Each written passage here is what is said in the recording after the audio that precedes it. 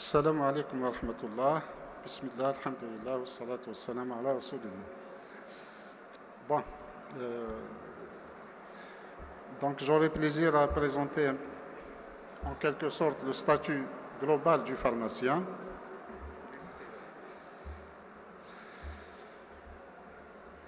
Et donc on commence d'abord par un rappel réglementaire. On a beaucoup parlé ces derniers jours de répartition, de fondement de l'officine, de la réglementation. Donc il faut savoir que le premier sérieux véritable ancrage a été donc lancé au niveau de la loi sanitaire 8505, notamment son article 189. Et puis il y a la loi 9014 qui a instauré donc la notion du Conseil national de déontologie médicale qui, pas longtemps après, donc, a vu naître le décret portant code de déontologie pour les professions médicales. Et là, donc, on a vu une série de mesures par rapport à l'exercice des professions médicales dans la pharmacie. Donc, dans le code de déontologie, notamment dans la loi 90-17, il est question donc de moralité, de déontologie, d'inscription au Conseil de l'ordre, puisque la règle générale, nul ne peut exercer la profession sans être inscrit au Conseil de l'ordre. Et puis le premier arrêté qui organisait donc l'ouverture et les installations, les transferts, les fermetures des pharmacies d'officine, c'était l'arrêté du 20 décembre 1993. Et là, on note tout de suite qu'il y a eu instauration d'un certain nombre de mesures fondamentales qui régulaient ou bien qui conditionnaient l'accès à la profession. Donc la première fois qu'on voyait qu'il était conditionné pour ouvrir une officine de respecter une certaine tranche d'habitants, donc c'était une officine pour 6 000 habitants par commune, et puis la distance minimale entre deux pharmacies qui était de 200 mètres, et puis les règles d'aménagement, donc un local d'une superficie minimale de 50 mètres carrés. Il y a eu par la suite un changement, toujours par arrêté ministériel. C'était l'arrêté 110 de 1996. Et là, il y a eu une transformation par rapport au nombre d'habitants. Donc, pour les communes de moins de 50 000 habitants, c'était une officine pour 4 500. Et pour les communes de plus de 50 000 habitants, c'était une officine pour 5 000 habitants. Et puis, en 1998, il y a eu aussi donc une circulaire pour les modalités de mesurage des 200 mètres parce qu'on ne s'y prenait pas tous de la même façon partout. Donc il fallait une circulaire qui expliquait de quelle façon procéder au mesurage. Par la suite, il y a eu annulation de l'article 3 de l'arrêté qui fixait donc le nombre d'officines par nombre d'habitants. On dit entre parenthèses, c'était l'annulation du numerus clausus. Tout de suite après, donc, le CNOP, le Conseil de l'ordre des pharmaciens, conseiller naturel des pouvoirs publics pour tout ce qui concerne l'exercice de la profession. Ça, c'est la loi 97 qui le consacre. Également le décret portant code de déontologie. Donc, a saisi le Conseil d'État qui, en juillet 2001, avait annulé l'arrêté portant annulation donc, du numerus clausus, rétabli donc, par voie de justice, par le Conseil d'État. Mais seulement, ça n'a pas été appliqué. Il a fallu qu'il y ait un préavis de grève par les pharmaciens d'officine, notamment lancé donc, principalement par le SNAPO en mai 2002.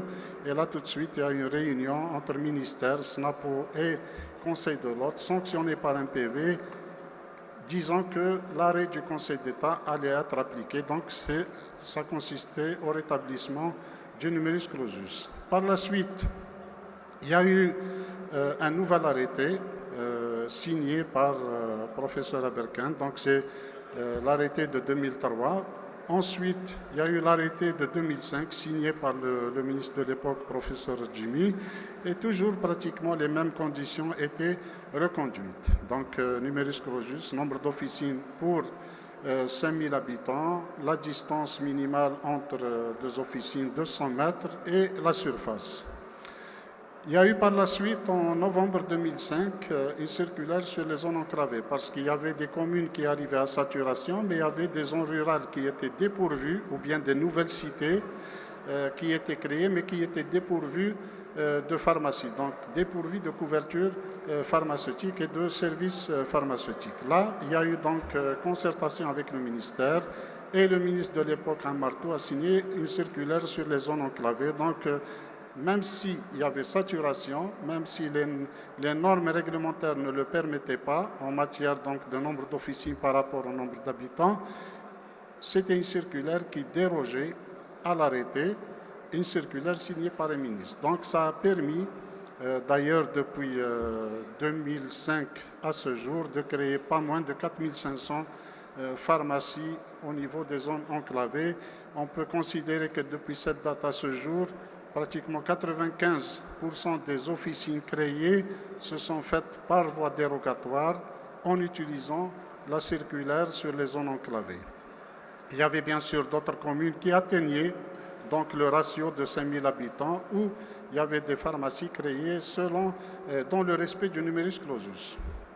Et puis à partir de 2014, il y a eu plusieurs notes émanant du ministère de la Santé.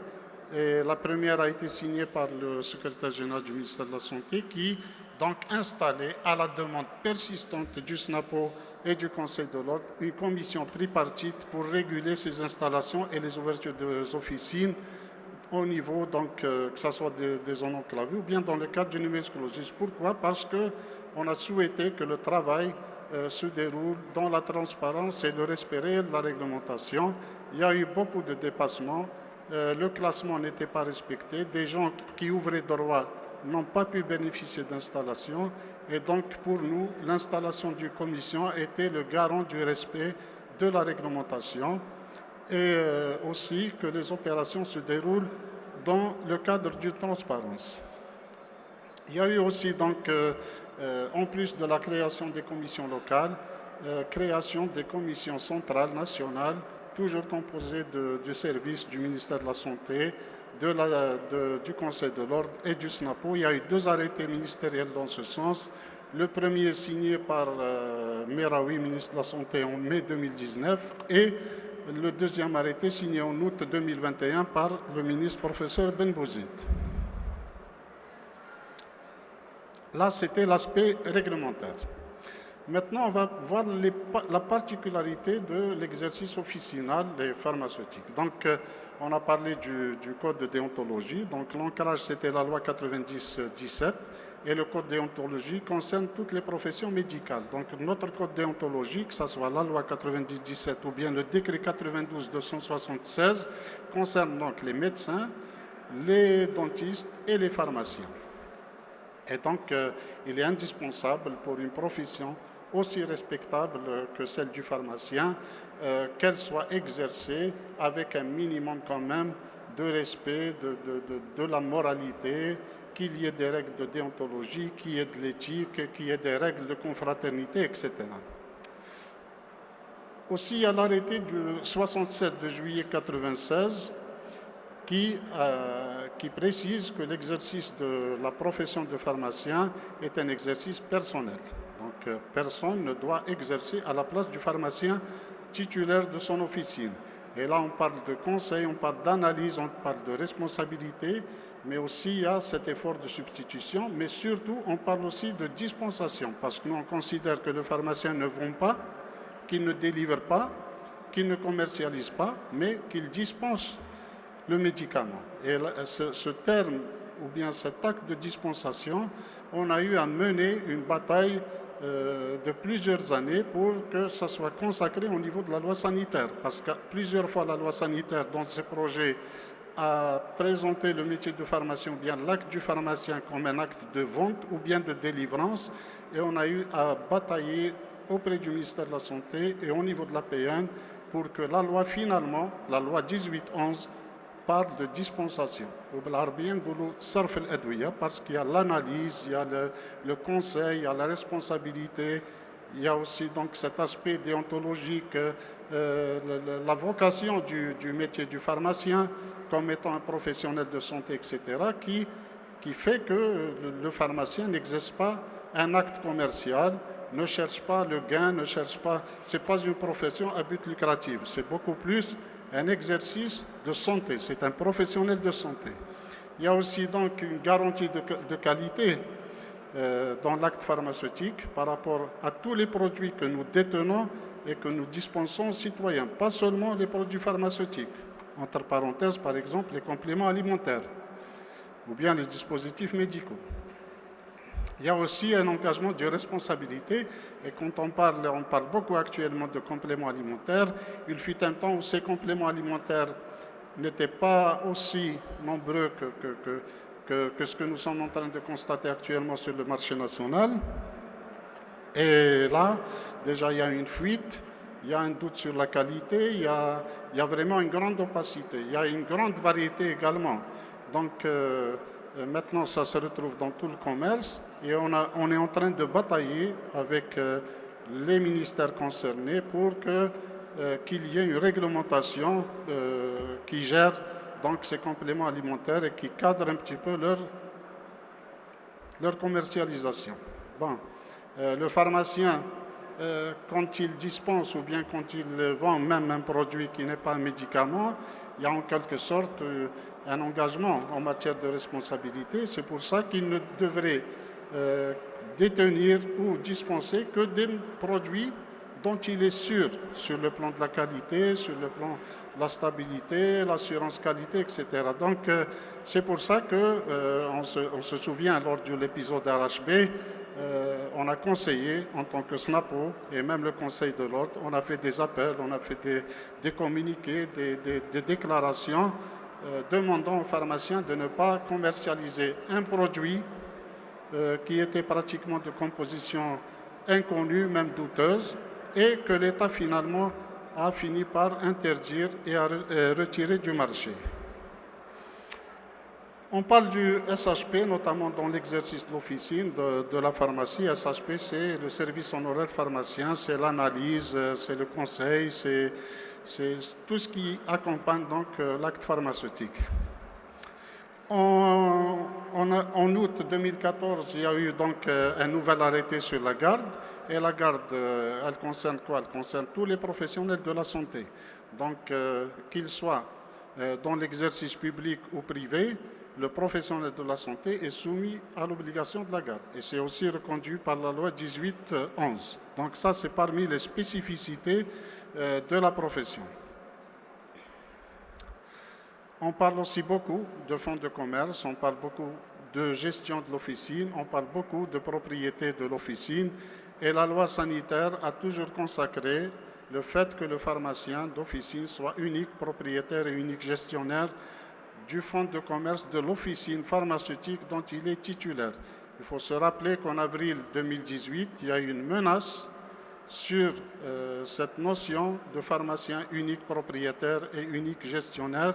À chaque fois que la loi de la santé était discutée, nous, on tenait absolument à ce que ce mode et ce régime d'exercice soit préservé, parce que c'est un mode d'exercice qui est menacé dans le monde entier. On parle aussi dans l'exercice de l'officine, étant donné que c'est une profession de santé, au même titre que le médecin, le dentiste, de secret professionnel et de confidentialité. D'ailleurs, quand on voit la répartition des espaces au niveau du local de pharmacie, il est dit que le pharmacien doit avoir un bureau pour avoir un entretien dans la confidentialité avec ses patients. D'ailleurs, c'est ce même espace qui, dans la plupart du temps, a servi pour la vaccination. La gestion des psychotropes, c'est très délicat. Déjà, la gestion du médicament est délicate et celle des psychotropes et aussi parfois donc des stupéfiants est encore plus délicate. Il y a toute une loi qui punit donc l'usage abusif ou bien illégal de ce genre de produits. On a beaucoup parlé des psychotropes. Nous avons eu beaucoup de problèmes en tant que pharmaciens, même dans le secteur public, à cause de ces psychotropes, à cause du manque du vide juridique, du manque de réglementation, etc. Mais alhamdoulilah, depuis le décret 19-379, et depuis une classification claire grâce à différents arrêtés ministériels, il y a moins de problèmes et nous avons une meilleure visibilité. Mais n'empêche que le pharmacien gère ce volet de médicaments psychotropes, donc avec beaucoup de responsabilités.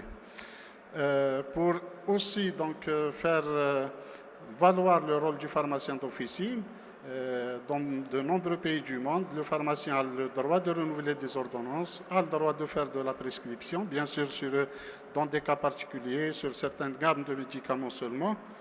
Et en Algérie, donc, lors du premier semestre de l'épisode du Covid, où les médecins étaient pratiquement obligés de fermer, les malades ne pouvaient plus avoir d'ordonnance, surtout les chroniques, pour un renouvellement de leur traitement.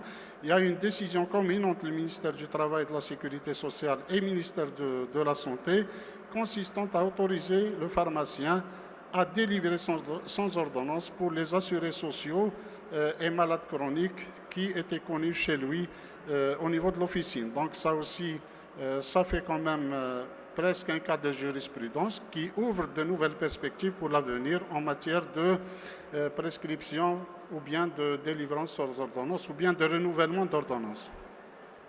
Il y a eu aussi quelque chose de très important pour la profession, c'est la vaccination anti-Covid.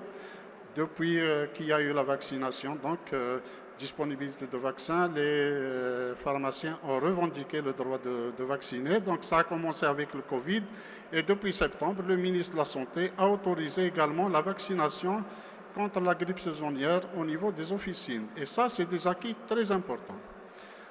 Il y a aussi donc depuis juste 4 ou 5 semaines l'autorisation donnée aux pharmaciens d'effectuer des tests antigéniques au niveau des officines. Et quand on parle aussi donc d'exercer une profession de santé, on parle beaucoup de formation continue qui est devenue obligatoire dans la loi 1811. Et nous avons commencé depuis maintenant 3 semaines avec le ministère de la Santé un cycle de formation assuré par le ministère de la Santé au profit donc des pharmaciens d'officine. Ça se passe très bien. On a commencé avec la prise en charge du malade Covid et ça va s'élargir à partir de la semaine prochaine à la prise en charge des malades diabétiques. Donc on a vu les aspects réglementaires, quelques spécificités de l'exercice de la profession et maintenant on va voir quel est le rôle du pharmacien en matière de santé publique. Le pharmacien d'officine est pratiquement le seul à détenir et à dispenser le médicament. Ailleurs, on parle de monopole. Nous, on n'utilise pas tellement ce terme, mais pour les besoins des citoyens en médicaments, le malade, d'où qu'il sorte, d'une structure de santé publique ou privée, d'un hôpital public, d'une polyclinique, d'un médecin installé à titre privé ou bien d'une clinique privée, pour avoir ces médicaments, il doit aller chez le pharmacien d'officine. Donc le pharmacien d'officine est un maillon indissociable de la chaîne de santé publique, donc de la chaîne de soins. Donc c'est pour ça qu'on dit que c'est pratiquement le point principal qui fait que le pharmacien jouisse de ce statut d'acteur incontournable de santé publique. Donc il garantit la continuité du service de santé publique et puis du moment qu'il est un maillon indispensable de cette chaîne de santé publique, la répartition des officines, puisqu'on parle d'un pharmacien installé à titre privé, cette répartition doit être en adéquation avec les soins prodigués donc pour les citoyens, que ce soit dans des structures privées ou bien dans des structures de santé publique. Il y a cette aussi caractéristique du pharmacien de proximité avec les citoyens. Donc les pharmacies sont convenablement et suffisamment bien réparties à travers le territoire national, notamment non seulement grâce à la norme du numerus clausus, mais grâce à la circulaire sur les zones enclavées. Plus tard, on va le préciser, mais il n'y a pas moins de 4500 officines ouvertes dans le cadre des zones enclavées, ce qui a permis d'implanter, malgré la saturation, des pharmacies au niveau des nouvelles cités, au niveau des zones rurales, au niveau des localités difficilement accessibles. Donc, il y a l'accessibilité des citoyens facilitée au service de l'officine, La carte pharmaceutique intégrée au sein de la carte sanitaire. Pourquoi? Parce qu'on parle toujours de services de santé, on parle de soins, on parle de consultation, on parle de prescription. Et il est pour nous, donc en toute logique, inacceptable de séparer les services assurés par la pharmacie des services de santé de manière générale. La loi de la santé parle toujours, toutes les lois de la santé parlent de carte sanitaire. La carte sanitaire, quand on parle de services de santé, ça ne contient pas seulement les soins, ça ne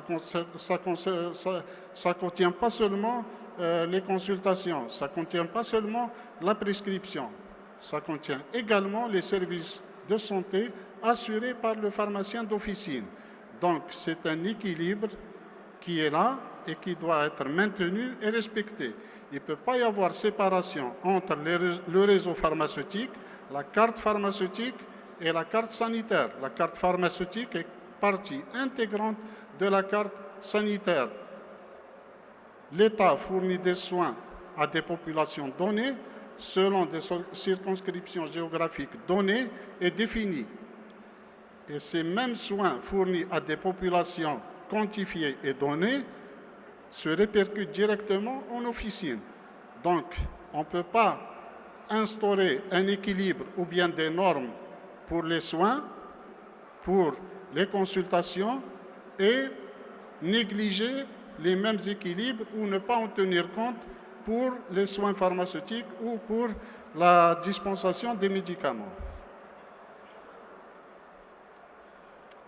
Il y a un rôle social qui est aussi joué par les pharmaciens d'officine à travers les conventions, donc, notamment avec la CNAS, la CASNOS et les services de l'Armée nationale populaire, ce qui permet d'améliorer l'accessibilité des citoyens aux médicaments. On a joué un grand rôle dans l'élaboration du décret 09-396 qui a réformé le tiers payant, qui a pratiquement instauré un système de rémunération pour les pharmaciens d'officine, qui a permis donc aux pharmaciens de valoriser son rôle de conseil et de substitution. Même la substitution a été rémunérée. À chaque acte de substitution, pour chaque ligne de substitution, c'était rémunéré. Et puis, il y a eu des incitations donc, qui ont été accordées par l'État dans le cadre de cette substitution au profit du médicament produit localement dans le cadre du tiers payant. Il y a des résultats chiffrés par rapport à cet effort de substitution et de conseil des produits fabriqués localement et ça a eu bien sûr des répercussions directes et positives, non seulement sur la facture d'importation, mais également sur les dépenses de la sécurité sociale et sur la promotion des produits fabriqués localement. On ajoute à cela l'application du tarif de référence qui, malheureusement, bien sûr, a entraîné la chute des prix de beaucoup de médicaments. Ça fait une baisse de revenus pour le pharmacien d'officine. Donc, les choses étaient devenues plus difficiles pour le pharmacien puisqu'il y a une baisse de revenus, baisse de chiffre d'affaires, vu les baisses des prix du médicament. Mais c'était dans un intérêt national pour l'encouragement de la production nationale et la préservation des caisses de sécurité sociale. C'est pour ça que l'État a compensé avec ces incitations de la substitution, la rémunération de la substitution, une petite compensation sur les frais administratifs et les 10 et les 20% en cas d'alignement sur le tarif de référence ou bien de dispensation de produits fabriqués localement. On considère que le pharmacien, justement, à travers cet effort de substitution et de conseil, a beaucoup participé de manière très importante à l'encouragement de la production nationale, à son épanouissement, à son développement. Là aussi, il y a des chiffres. Hein. On est passé en quelques années de 30% de couverture à 70%, et ça, c'est les chiffres annoncés par le ministère de l'Industrie pharmaceutique et l'UNOP. Donc, actuellement, il y a de réelles perspectives d'exportation. Il y a déjà pas mal d'entreprises qui exportent, hein, comme IMC, comme Saïdal, comme, je pense, Mérinal également. Et aujourd'hui même, la première ligne maritime d'exportation vers la Mauritanie contient 5 conteneurs de produits pharmaceutiques. Donc, les perspectives d'exportation sont réelles, surtout avec les pays africains ou bien les pays de la zone MENA. Quand on sait que l'Algérie a des frontières directes On n'a même pas utilisé le fret aérien ou bien les bateaux, le transport maritime. Rien que par les voies terrestres, on peut exporter facilement. Si on sait très bien que nous avons des frontières directes avec Tunisie, Libye, Mali, au Niger et la Mauritanie. Donc, et quand on sait qu'il y a au moins, parce qu'à l'époque, à un moment donné, on disait qu'il y avait 140 unités de production en projet, bon, on va considérer qu'on a au moins 100 unités en production, en activité, et 100 unités en projet. Donc, il y avait même certains producteurs qui appelaient un numerus clausus en matière d'enregistrement pour qu'il n'y ait pas saturation ou bien production inutile. Donc, je pense que l'exportation constitue une réelle perspective et d'espoir pour la production nationale et pour l'économie nationale également. Donc, on va aborder maintenant les aspects économiques et fiscaux pour l'officine. Vous savez très bien que les marges actuellement sont gérées par le décret 98 qui parle de 4 paliers. Il fut un temps où on avait 40% de marge. Mais la marge actuelle, au moment du lancement de ce décret, donc en 98, elle était de 33%. Il y a eu par la suite, tout de suite après, parce que le décret Kharj février, et tout de suite après, le 24 juin 98, il y avait une circulaire qui accordait aux pharmaciens donc une tolérance de 13 points, puisqu'il permettait une déclaration sur la base d'une marge de 20%. Malheureusement, au fil du temps, donc les prix ont connu une augmentation entre 98 à ce jour, et la marge moyenne est devenue pratiquement aujourd'hui, selon les études que nous avons faites, et même avec d'autres partenaires, nous sommes actuellement à 22% de marge réelle moyenne sur nos bilans réels. Donc le gain a vraiment diminué de 13 points de tolérance accordée par le gouvernement, actuellement à tout simplement 2 points. Actuellement, selon une étude réalisée également par l'UNOP, pratiquement 95% du chiffre d'affaires des pharmacies se situe, et du marché, pour la marge du détail, est réparti entre majoritairement 20% et un peu les 25%. Voilà, en plus, non seulement de la diminution de la marge et du bénéfice des revenus, donc les charges ont augmenté, les salaires, les loyers, les consommables, vu les conventions, les outils de fonctionnement comme les logiciels. À l'époque, le logiciel de gestion, il coûtait 10 000 à 20 000, 25 000 dinars. Maintenant, le moins cher des logiciels, c'est 200 000 à 300 000 dinars. Voilà, ajoutons à cela d'autres difficultés, vu les conventionnements, donc les recettes au comptoir ont diminué,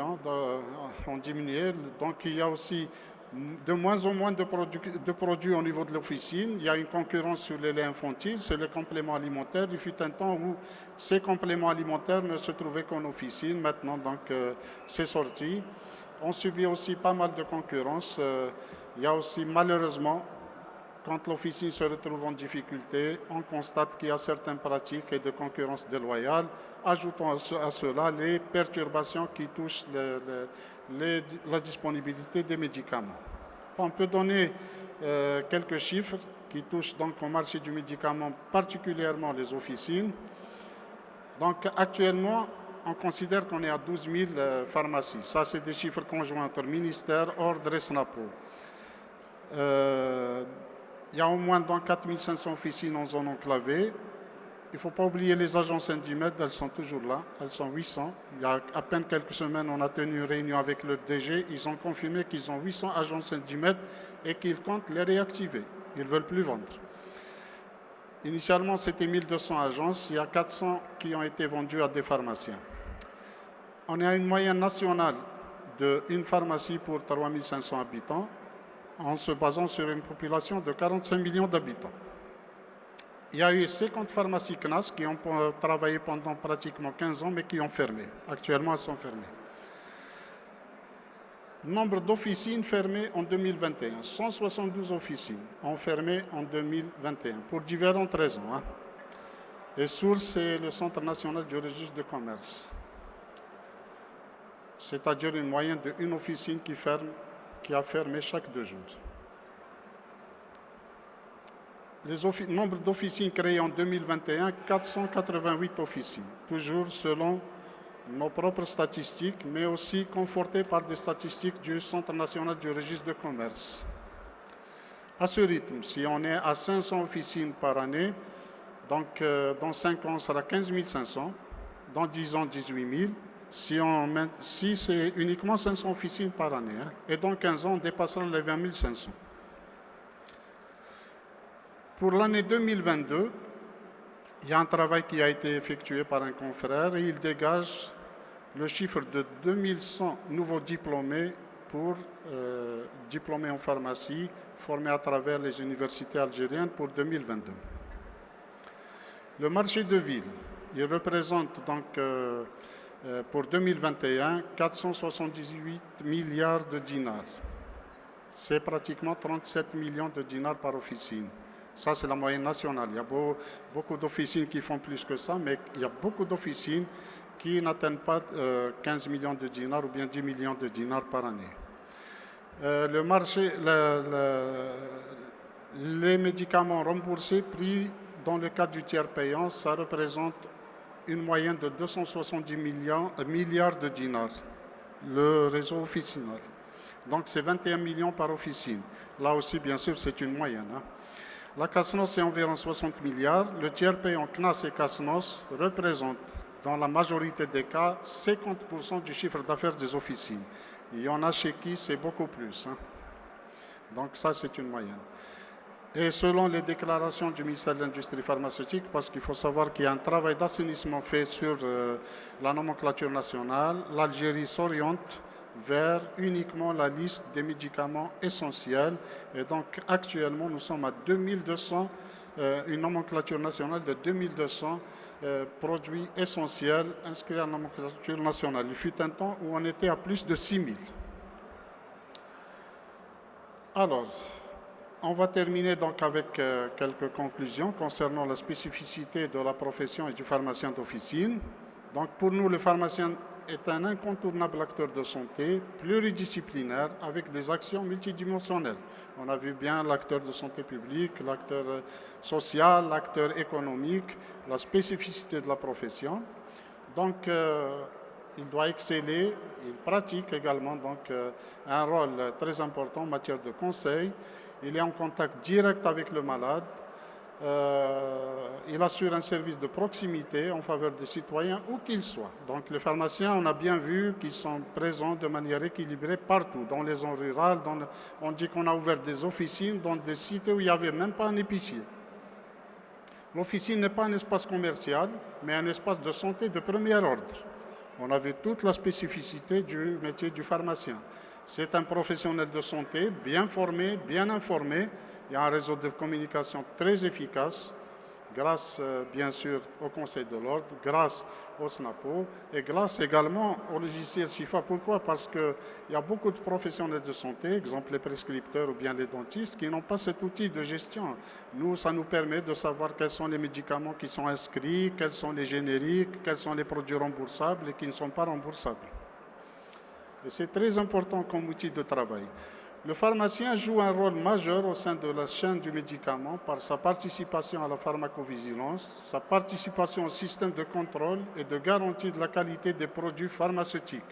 Un rôle très important dans la traçabilité et la veille stratégique et de la disponibilité. Un rôle prouvé et convenablement assumé, notamment ces dernières semaines, en parfaite et permanente coordination avec les services du ministère de l'Industrie pharmaceutique, notamment l'inspection générale et l'organe de veille donc, du ministère de l'Industrie pharmaceutique. On a eu à gérer donc, pratiquement au quotidien, presque en temps réel, toute perturbation qui touchait n'importe quel médicament. Le contact était permanent depuis la base, depuis les pharmaciens qui signalaient au SNAPO, ou bien qui signalaient directement sur la plateforme du MIP.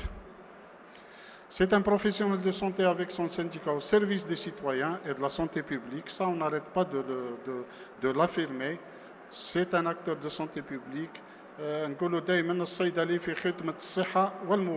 Un pharmacien défenseur, avocat et promoteur de la production nationale qui constitue une garantie de stabilité du marché et de la disponibilité des médicaments avec une indépendance par rapport au marché extérieur avec un impact direct, positif et économique sur la facture du médicament et de l'importation.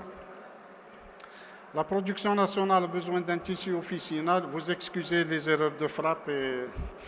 La production nationale a besoin d'un tissu officinal bien réparti géographiquement à travers le territoire national, un réseau officinal stable, bien structuré, constitué d'officines solvables, pérennes économiquement. Nous devons lutter contre toute mesure risquant de provoquer une déstructuration, une dérégulation, une fragilisation ou une menace pour la stabilité économique de l'officine. Voilà, je vous remercie de votre attention.